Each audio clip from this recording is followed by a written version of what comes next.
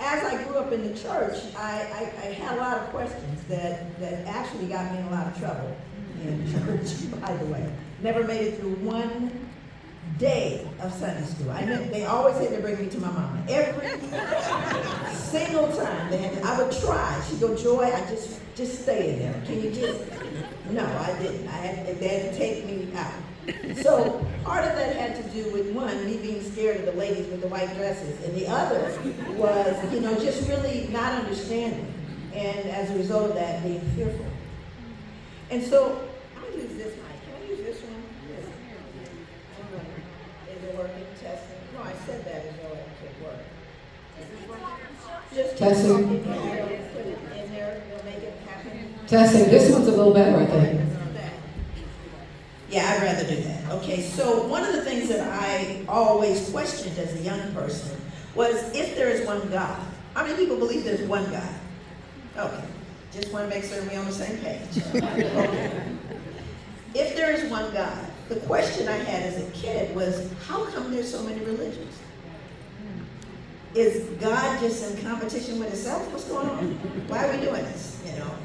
And of course, when I asked my parents, because my best friend growing up South Central, we played together, we literally fought together, But when we went to church, we went to two different churches, right? I went to the church on the corner of 55th and Hoover, and she went to another church down the block.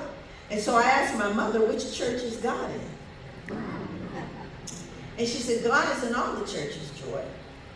Scientifically, if God is everywhere, God is nowhere. I'm trying to understand, I'm trying to comprehend with a child's mind. And when I first came to a fireside, I actually came with my older brother who was very involved in the Black Panther movement, my sister who was an activist. They were hardcore. I grew up hardcore with, being given books like, The Fire Next Time. Now, the autobiography of Malcolm X, and expected at 9 years old to be able to talk about that with some level of intelligence. And all of that time that I was trying to figure out who I was, my brother was introduced to the Baha'i faith.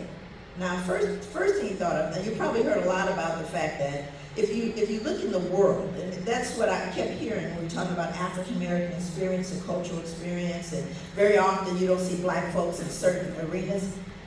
Let's be clear, we're the majority. People of color are the majority of the planet. That's been a fact for a long time. Whether you see us represented here or there, please know and never consider yourself a minority, because we are not. So when my brother got to the fireside, he saw a whole lot of white people. He actually had a gun, I'm going to just say. Because he just thought this was another trick that white people were trying to play on folks. So he came with an attitude.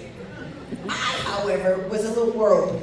Okay, I was like, people are nice, they talk to you, they had cookies. It was all good, right? And there were a number of African American men that helped him understand his rightful place. My brother kind of got shut him down a little bit.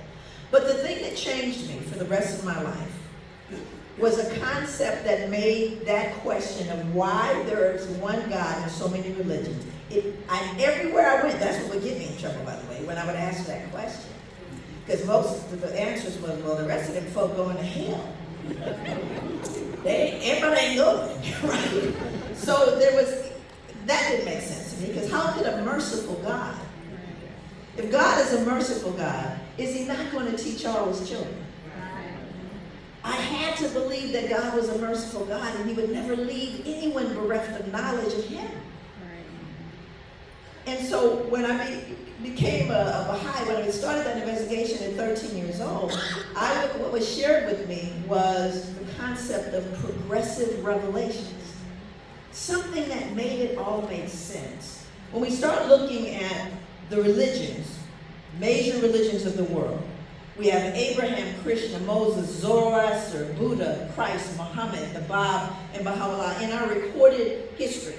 Now there are indigenous prophets, African prophets, every spot of the earth, God sent teachers. He sent people who were seers and people who could guide the people. And first of all, let me just say to you also, I'm not clergy. So there is no clergy. You know, every single Baha'i in here could stand up here and say what I'm saying. It's not, we don't have clergy, and it's purposeful, because Baha'u'llah, the prophet founder, he said that everyone must find the truth for themselves. Independent investigation of the truth. You must see through your own eyes and not through the eyes of another. And that doesn't suggest that priests, ministers, those who came into existence to guide people are wrong, because so many people in the world were not educated. The clergy was often educated and would help the people understand the teachings of God. So that makes sense. But now we are able to see for ourselves and hear for ourselves and understand for ourselves. So progressive revelations is basically understanding that this was deliberate and intentional. It was not accidental. They're 500 to 1,000 years apart, until you get all the way to the end where you have the twin manifestations of the Bab and Baha'u'llah. I'll talk about that quickly. So think about it this way. I was the youngest of my family, and I watched all my siblings go to school. I could not wait for my time. I would see them get dressed, and they would go, and I cannot wait. I got to go to school. So finally, it was kindergarten.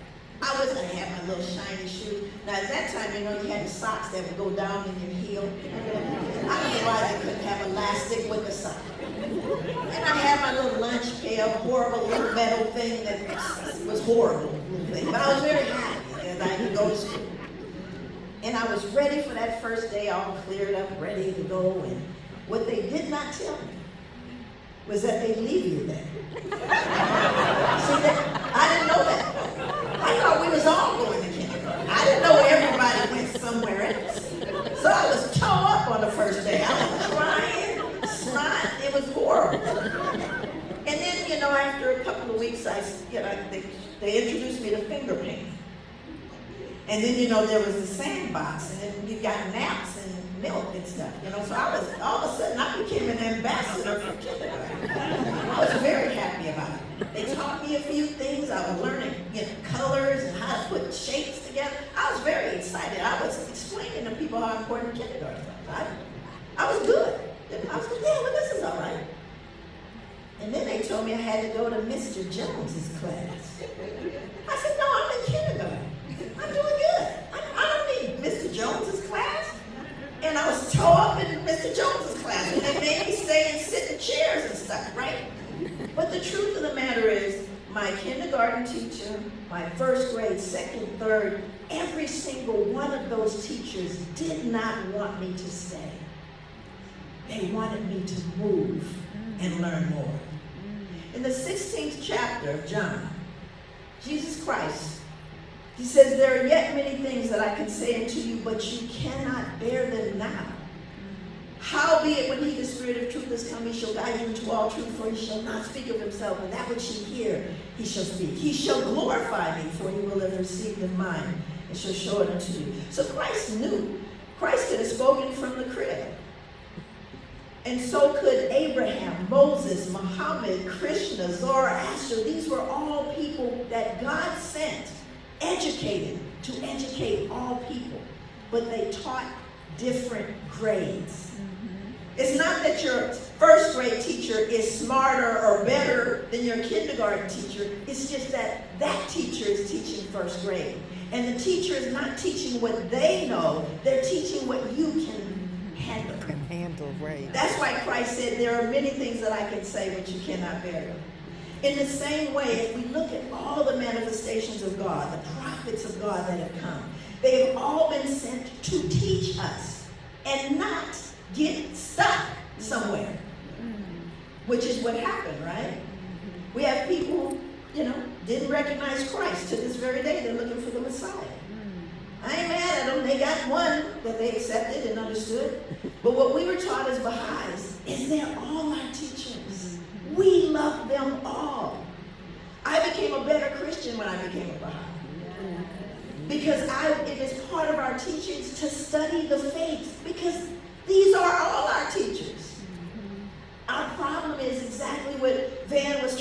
say. We don't have the conversation. Before I could even open my mouth, people were telling me I was going to hell. And I said, well, the difference between your faith and mine, maybe, is that I can love you and you can't love me back. And it's all about love, yes? Yes. So as we begin to look at religion, we should not feel that it is different from us. So if you think about the words that Christ said, he says, I go away and come again. I go away and I will come again with a new name that no man knoweth, saving him that receiveth that name, and he will come in the glory of the Father. Baha'u'llah means the glory of the Father. And as you begin to look at all of the prophets, I want to give you this logically. You have Abraham. Abraham, you know that Abraham is the one that we think about the family. He brought families together. He taught human beings. You were a man distinguished from the animal. And that was about all he could teach them because, they didn't know a lot. They were just 2 minutes from the caves, But they were okay. They got that. And he told them somebody else is going to come and teach you a little bit more. And of course, the families of Abraham were then gathered and became tribes. Moses brought tribes and says, now that you know you were a man distinguished from the animal, I need you to know there is a God. And there was a way to live your life. We had the 10 Commandments. And by the way, I just want to say about the 10 Commandments, because people don't understand religion and science, but Baha'is believe that religion and science must be accepted equally. You realize that thou shalt not lie has a 100% failure rate. It's a 100% failure rate. But you see, let me explain something about that. But because it has a 100% failure rate doesn't mean we go, well, let's just get rid of telling the truth. Let's just lie. Let's just bring lying in. We're not going to do that, are we? Because that's the standard. We may fail the standard, but we don't move it. Do you see? That's what religion gives us. We're going to always reach higher. And regardless of what science says, how many times we fail, we're going to get up because we know what direction we're going in. So now we have Abraham, we have Moses. And then Christ came. And when Christ came, he brought a concept of love that did not exist before his bringing it. And then Christ said he would send a comforter. And Baha'is are told that Muhammad is the comforter. And the spirit of truth is Baha'u'llah. So we have man recognizing he's a man, distinguished from the animal. That man uniting into families, those families uniting into tribes. And Muhammad, nationhood as we know it today, was founded upon Islam. The Hindu-Arabic numeral system is why you're not using Roman numerals on your computer. So we have man recognizing he is a man distinguished from the animal. That man uniting into families. Those families uniting into tribes. Those tribes are uniting into nations. What is the next logical progression? The pivotal point of the Baha'i faith is the oneness of mankind under one God and the oneness of religion. World unity. That, my friends, is progressive revelation. Yeah.